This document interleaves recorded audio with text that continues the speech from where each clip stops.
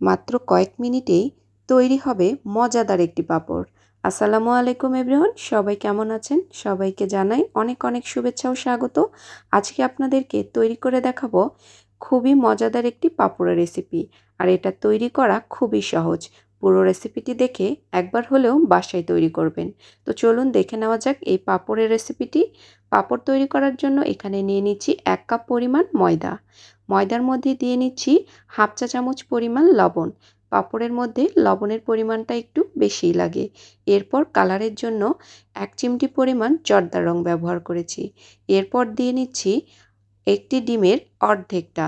আপনারা চাইলে ডিমটা এখানে স্কিপ করতে পারেন, তবে ডিম দিলে পাঁপড়ের টেস্টটা অনেক বেশি ভালো আসে। তো ভালো মতো করে একটু নেড়ে চেড়ে মিশিয়ে নিয়ে এর মধ্যে অল্প অল্প করে নর্মাল টেম্পারেচারের পানি দিয়ে ময়দাগুলোকে ভালো করে গুলিয়ে নিতে হবে। দেখতে হবে যাতে ময়দার ভেতরে কোনো ছোট ছোট দানা বা গোটা না থাকে। তো ভালো মতো করে ময়দার এই মিক্সচারটাকে পানি দিয়ে গুলিয়ে নিতে হবে। এটা ব্যাটারটা এরকম হবে, অনেক বেশি পাতলাও না আবার অনেক বেশি ঘনও না। তো ব্যাটারটাকে আমি ভালো মতো করে নেড়ে চেড়ে এটাকে একদম রেডি করে নিয়েছি। দেখেই বুঝতে পারছেন ঘনত্বটা আমি কীরকম রেখেছি।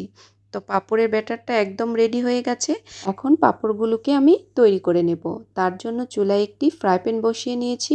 চুলোর জালটাকে একদম লো করে দিয়ে ফ্রাই প্যানের মধ্যে সামান্য একটু তেল ব্রাশ করে নিতে হবে। এরপর এর মধ্যে 1 চামচ ব্যাটার দিয়ে আমি চামচের সাহায্যে ব্যাটারটাকে চারিদিক থেকে একটু ছড়িয়ে নেব। আর চুলোর জালটাকে কিন্তু এই পর্যায়ে একদম লোতে রেখে দিতে হবে। না হলে কিন্তু চুলোর জালটা যদি বেশি হয় তাহলে দেখা যাচ্ছে যে এরকম চামচ দিয়ে নাড়তে নাড়তে গেলে ব্যাটারটা চামচের গায়ে উঠে আসবে। তো এই পর্যায়ে আমি 10 সেকেন্ডের জন্য ঢাকনা দিয়ে রেখেছিলাম। 10 সেকেন্ডের মধ্যেই একটা পাঁপড় রেডি হয়ে গেছে। তো আপনারা ছোট বড় যে কোনো সাইজের করে নিতে পারবেন। আর এই পাঁপড়গুলো তৈরি করা খুবই সহজ আর অল্প সময়ে অনেকগুলো পাঁপড় তৈরি করে নেওয়া যায়।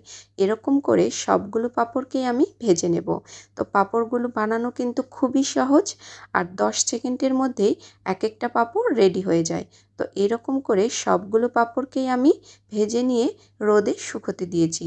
এই পাঁপড়গুলো শুকানোর জন্য 2 থেকে 3 দিন সময় লাগে। রোদের টেম্পারেচার অনুযায়ী কিন্তু এই পাঁপড়গুলো শুকোতে সময় লাগবে। তো আমি 3 দিনের মতো পাঁপড়গুলোকে ভালো মতো করে শুকিয়ে নিয়েছি। এগুলো ভাজার জন্য একদম রেডি হয়ে গেছে। এখন আমি পাঁপড়গুলোকে ভেজে আপনাদেরকে দেখিয়ে দিচ্ছি। তো তার জন্য চুলায় আমি প্যান বসিয়ে এর মধ্যে কিছুটা তেল দিয়ে নিয়েছি। তেলটাকে ভালো মতো করে গরম করে নিতে হবে। এরপর এর মধ্যে দিয়ে নিচ্ছি একটি পাঁপড়। তো পাঁপড় দেওয়ার পরে 2টা চামচ দিয়ে 2 দিক থেকে একটু হালকা প্রেস করে এই পাঁপড়গুলোকে ভেজে নিতে হবে। দেখুন কতটা ফুলছে আর কতটা বড় হয়ে গেছে। এরকম পাঁপড় অবশ্যই আপনারা রাস্তার ধারে বা কোনো পার্কে খেয়েছেন আর খেতে কিন্তু ভীষণ মজা হয়। তো দেখুন পাঁপড়গুলোকে আমি ভেজে নিয়েছি। তো এই পাঁপড়গুলোর ডিম দেওয়ার কারণে একটু টেস্টটা ভালো হয়। আপনারা চাইলে ডিমটাকে স্কিপ করতে পারেন। আর দেখুন কতটা মুচমুচেও হয়েছে। তো এরকম করে পাঁপড় বানিয়ে রেখে দেবেন, যখন খেতে ইচ্ছে করবে জাস্ট তেলের মধ্যে ভেজে নিলেই পাঁপড় রেডি।